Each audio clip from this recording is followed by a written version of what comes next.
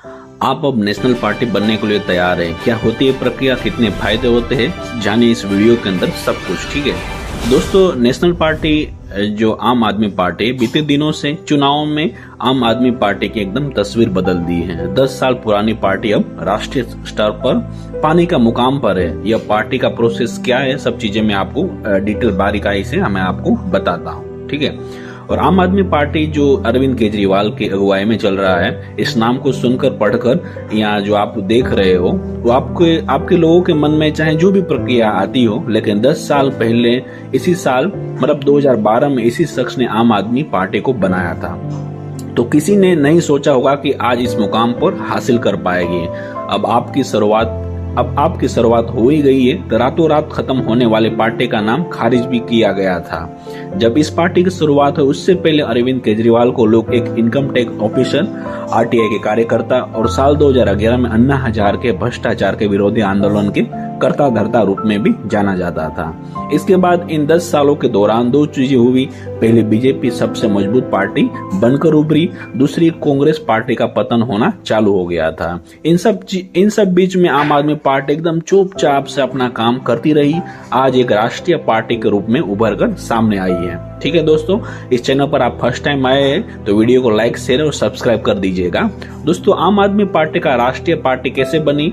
क्योंकि राष्ट्रीय party category में आने के लिए किसी पार्टी को कम से कम 3 राज्यों में 2%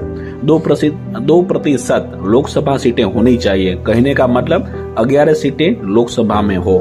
फिर भी आम आदमी पार्टी के पास लोकसभा के कोई भी सांसद नहीं है। इस तरह की लोकसभा में तो आप सुनिए हैं, वही संसद में नजर आने पर 3 सांसद है अभी के, जो संजय सिंह है, राघव चड्ढा है और क्रिकेटर हरभजन सिंह है, राज्यसभा में भेजे गए हैं। इसके अलावा एक कैटेगरी यह है कि अगर कोई पार्टी 4 राज्यों में राज्य पार्टी कैटेगरी में शामिल हो जाती है तो उससे मान्यता मिल जाती है, तो वो राष्ट्रीय पार्टी वाली कैटेगरी में आ सकती है। राष्ट्रीय पार्टी वाली कैटेगरी में शामिल होने के लिए किसी भी पार्टी के राज्यसभा चुनाव में 6% या 2% निकलनी होनी चाहिए। उसका वोट शेयरिंग 6% कम है, मतलब उससे भी 3 सीट निकलनी चाहिए। इस तरह देखा जाए आम आदमी पार्टी का स्कोर राष्ट्रीय पार्टी बनने की कैटेगरी में शामिल होने के लिए पूरा है। ठीक है, दिल्ली में पूर्ण बहुमत की सरकार है। पंजाब में भी भारी जनादेश मिलने के बाद सरकार एकदम मजबूत, एकदम पकड़ हो गई है।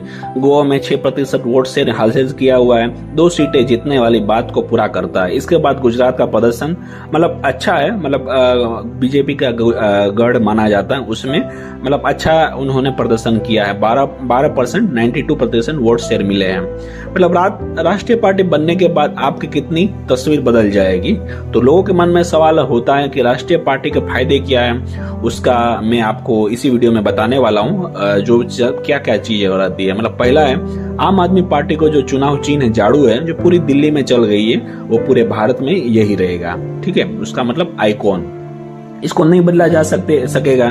दूसरा है इनको ज्यादा से ज्यादा 40 स्टार प्रचारक हो सकते हैं। इनके आने जाने का खर्चा उम्मीदवार के खाते से नहीं मिल सकते हैं। मतलब इन स्टार प्रचारकों में से कोई भी पार्टी उम्मीदवार के लिए प्रचार करने जाएगा तो उसका खर्चा उम्मीदवार नहीं देगा। और तीसरा फायदा यह है आम चुनावों के दौरान राष्ट्रीय पार्टी को दूरदर्शन या आकाशवाणी पर प्रसारण और टेलीकास्ट होने का दर्जा मिल जाता है।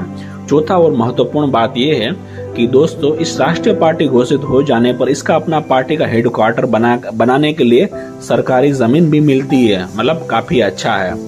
और पांचवी बात है मान्यता प्राप्त राज्य या राष्ट्रीय पार्टी का नामांकन दाखिल करने के लिए सिर्फ एक प्रस्तावक जरूरी होता है। अब मैं आपको बताऊं कि आपके जनरल नॉलेज के लिए कि अभी कौन कौन सी राष्ट्रीय पार्टियां हैं। देखा जाए तो आपको जिनमें से आम आदमी पार्टी अभी तो नहीं हुई है बट हो जाएगी। चुनाव आयोग जिन पार्टियों को मान्यता दी जाएगी उनमें से 8 राजनीतिक दल शामिल है अभी के फिलहाल के अंदर। मतलब बीजेपी तो है ही, कांग्रेस है, एक राष्ट्रीय जनता दल है और टीएमसी है और एनसीपी है, सीपीआईएम है, सीपीएम और बीएसपी है। मगर इनमें अगर जो देखा जाए एनसीपी, टीएमसी और सीपीआई और बीसी की बात करें तो अभी तलवार की धार पर चल रही है, क्योंकि चुनाव आयोग ने इन सभी पार्टियों का नोटिस जारी करके रखा है। पूछा कि इन पार्टियों को राष्ट्रीय दलों के रूप में मान्यता क्यों दी जाए।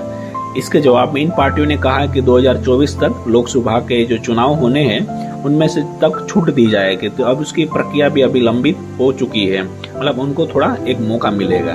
ठीक है, तो दरअसल ममता बनर्जी वाले जो टीएमसी के जो 5 जो लोकसभा के सांसद के तो पर्याप्त है, लेकिन अभी पश्चिम बंगाल से एनसीपी जो महाराष्ट्र तक ही सीमित रह गई है, मतलब जो शरद पवार की जो पार्टी है।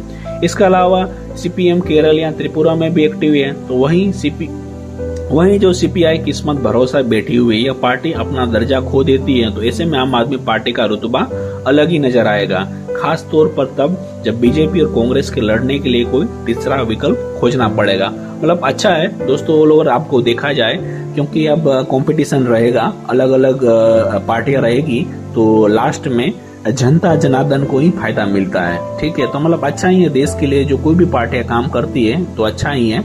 ठीक है, आई थिंक आपको काफी नॉलेज मिला होगा दोस्तों। और करंट न्यूज अपडेट के अंदर चैनल पर आप फर्स्ट टाइम आए तो वीडियो को लाइक शेयर और सब्सक्राइब कीजिएगा।